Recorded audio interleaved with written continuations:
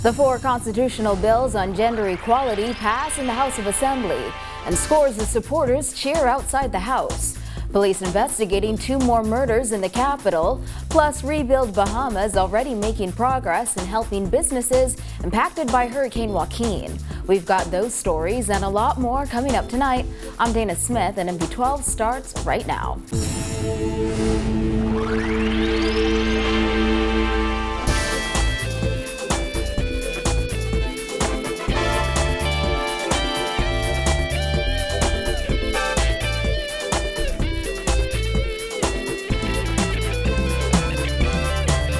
Couple news tonight. Once again, legislation to amend the country's constitution as it relates to gender equality have passed through the House of Assembly.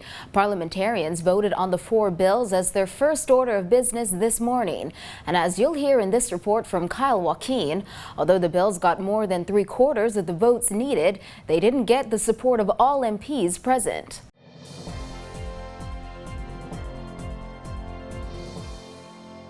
Ordered that the bill do now pass, and the title declared to be the Bahamas Constitution Amendment Act 2014.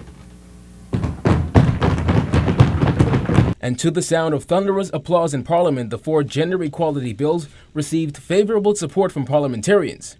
To give you a quick breakdown, Bill number 1 seeks to institute gender equality in the foregoing regard by enabling a child born outside of the Bahamas to automatically become a Bahamian citizen at birth if either of his parents is a Bahamian citizen by birth. And when time to vote, the decision was unanimous with 37 voting yes, with the exception of St. Anne's MP Hubert Chipman, who was out sick. Bill number 2 seeks, in accordance with Article 54, to alter Article 10 of the Constitution to enable a Bahamian woman married to a foreign man to secure him the same entitlements to Bahamian citizenship that a Bahamian man married to a foreign woman already has under the Constitution. 36 voted yes. Marco City MP Greg Moss voted no. When it came to Bill 3, which seeks to remove the specification that a reference in the citizenship provisions contained in Chapter 2 of the Constitution to the father of a person born out of wedlock is to be construed only as a reference to the mother. The removal of such a reference would enable a Bahamian male who is proven to be the natural father of that person to pass on his citizenship to that person, just as the natural Bahamian mother presently does under the Constitution. The decision was once again unanimous in support with 37 yes.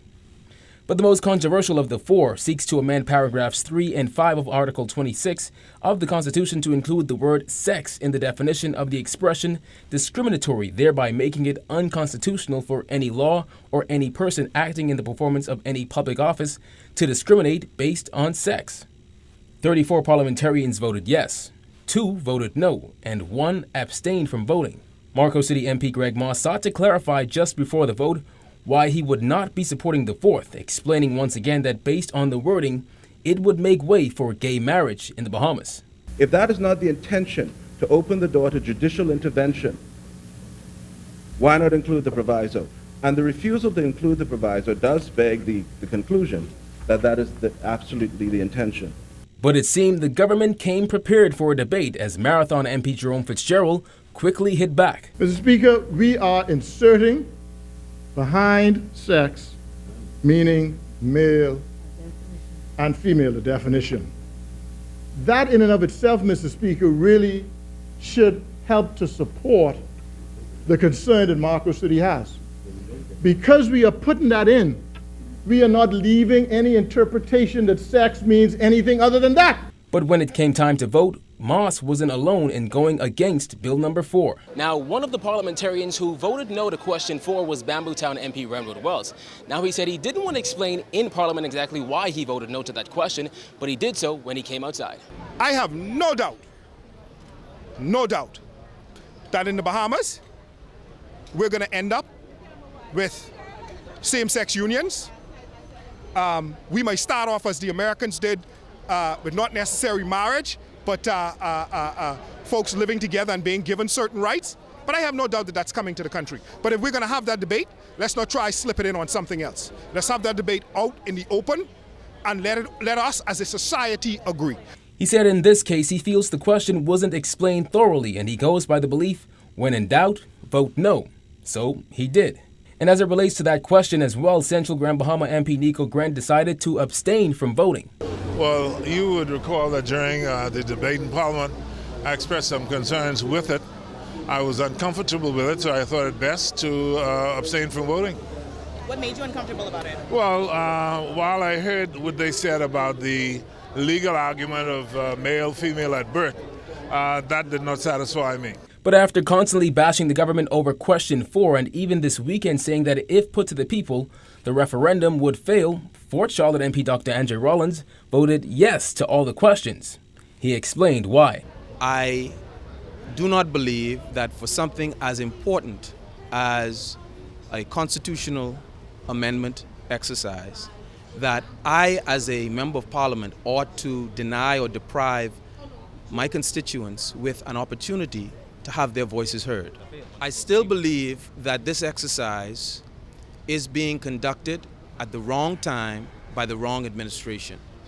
I believe that because of the extreme unpopularity of this administration, these bills, potentially all of them, will fail. Still, both the Prime Minister and the opposition leader hailed it as a great moment in the lives of Bahamians. And so I think the Bahamian people would have seen today the full manifestation and flowering of our democracy at work, where men and women elected to Parliament would have had the opportunity to express themselves openly and clearly, as has been done by the division today. Mr. Speaker, today is truly a historic moment. Let me categorically state that unlike 2002, the opposition's vote today will not change as we walk outside of these chambers, Mr. Speaker. There are 2 steps left. The 4 bills will now head to the Senate, and if passed there, will go to the people in a referendum, who will then vote yes or no to the 4 questions. Reporting from the House of Assembly for NB12, I'm Kyle Joaquin. While parliamentarians were busy doing that, hundreds of supporters of the Vote Yes campaign gathered in the square outside. Our Giorgio Bain was there and filed this report. Vote Yes supporters were out in full numbers in front of the House of Assembly this morning as the gender equality bill was getting ready to be voted on. Those supporters say this is an historic day in the Bahamian society. Attorney General Alison Maynard Gibson was visibly excited about the thought of the yes vote and says she will be voting yes beyond the shadow of a doubt when the bill comes to the Senate. She said this vote is about the future of the Bahamian society. Very, very excited. This is such an important historic moment. You know, I'm the granddaughter of Georgiana Kathleen Simonet, who was the suffragette, founder of this women's suffrage movement. And it was that, this is just history, and it's a progression from the suffrage movement to universal suffrage, to majority rule, to independence, and now the full flowering, and that is equality for our sons and daughters. Transgender activist Tori Culmer, who was out to support the yes vote, saying it will open doors for the lesbian, gay, bisexual, and transgender community and finally allow them to be seen as equals. We want to let the community know that we are women, and since the community still sees us as male, we are stuck in between, so we are being discriminating left and right for jobs, anything out there. So this bill is very important for transgenders, so we wouldn't be discriminated, so I can walk on any job and interview, and if I have the qualification for that job, they cannot discriminate against me because of who I am and what I represent. Erin Green, a human rights activist and Rainbow Alliance supporter, told us what a yes vote would mean for the LGBT community. She also refuted the notion that they are pushing for a gay marriage agenda. Basis of sex would no longer be allowed, and that LGBT people have a space for recourse if they feel that their rights have been breached. It does not mean that we expect gay marriage imminently. In fact, a yes vote will not impact the existing ban on gay marriage in ordinary legislation. So a yes vote for us means that there is greater space for us to seek recourse under the law in housing issues, employment issues, access to state services like hospital care, police services. These are the things that we're seeking access to. Anastasia Palacios, who organized the gathering of supporters this morning, explained why she is so passionate about the yes vote. The fact of the matter is that we have had for generations movements of Bahamians trying to change things, and at this point it is critical that moving forward with everything going on in the world, that constitutionally we are equal as men and women, and it is important to know that these bills speak to both sexes, because there are males in our country who do not have the same rights as women, and there are women in this country that do not have the same rights as men. With all 4 of the bills being passed, the vote will now go to Senate and then to the people. But supporters are happy that the vote this morning is in their favor. Reporting for NB12, I'm Georgia Bain. 2 murders in the capital in the past 24 hours have police searching for clues. Chief Superintendent of Police Clayton Fernander gave the details of both incidents at the scene of the latest killing in Fox Hill this morning. Here's Simone Davis with the details.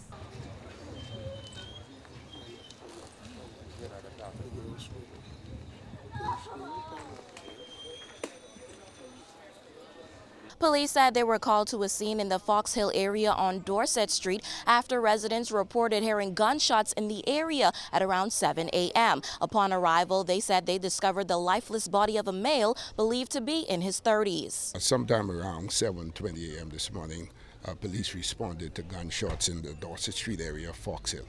On arrival, they met a lifeless body of a male, appeared to be in his late 30s, early 40s, lying in the middle of the street with gunshot wounds to the body.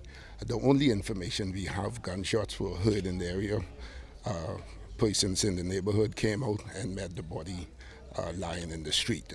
Fernander said at this point, police are still unsure of the motive behind this incident. We don't know the motive of this shooting at this time, but we are appealing to members of the public in the Fox Hill community, the Dorset Street community, if they have any information that could assist in the investigation, to please feel free to come forward to assist in bringing closure to this matter. Relatives of the deceased later identified him as 41-year-old Troy Alexander Cash, also known as Ghost. His brother George Burrows was at the scene this morning and described how he learned of his younger brother's death. I was home with my other brother. I was just like 2 blocks away. My other brother came and he said, "My Ghost just get shoot." I was picking up the garbage from outside my yard, and I just... Burrows, an emergency medical technician, said he has been on numerous murder scenes throughout his profession and became numb to seeing lifeless bodies in the street. But now that his brother is a murder victim, he is devastated. Kind of hurt, man. You know, you don't feel it till it reach home. Yes. I mean, I've been on many calls, gunshot wounds and stuff, but I never felt this. I don't feel too bad, but how I feel this one because it reached home. You know. But it's getting out of hand, man. It's something has to be done. Burrows expressed that he rarely goes in the Dorset Street area because of the high level of criminal activity and demanded that something be done to stop the bloodshed in the country. However, this morning's murder came just hours after another murder that occurred last night. According to police, the incident occurred shortly before 11 o'clock as a man was walking on Fleming Street when occupants of a heavily tinted gray Nissan Altima pulled up and shot him before speeding off. Fernander said the victim was rushed to the hospital where he later succumbed to his injuries. With respect to the shooting last night at Fleming Street, shortly before 11 p.m. last night, 2 males were walking in the Fleming Street area just off Market Street when a tinted vehicle pulled up, make and model unknown at this time. Shots were fired from that vehicle. The individual, one of the males, was hit to the body. He was later transported to hospital where he later succumbed as a result of the gunshot injuries. We don't know the motive again with respect to this matter as well. We have officers on the ground in this Dorset Street area and Fleming Street area to see if we could put the puzzle together to find out the motive with respect to the 2 latest homicide.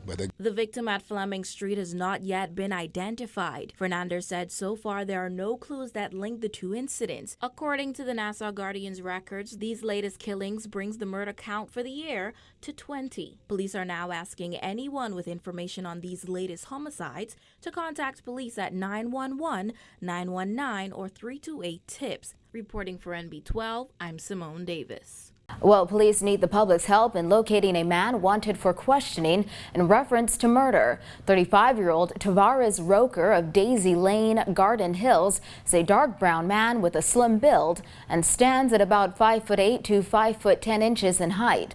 Police consider Roker to be armed and dangerous and advise members of the public not to approach him. Instead, contact police immediately with any information. Police also wish to remind members of the public that it is a criminal offense to harbor wanted people.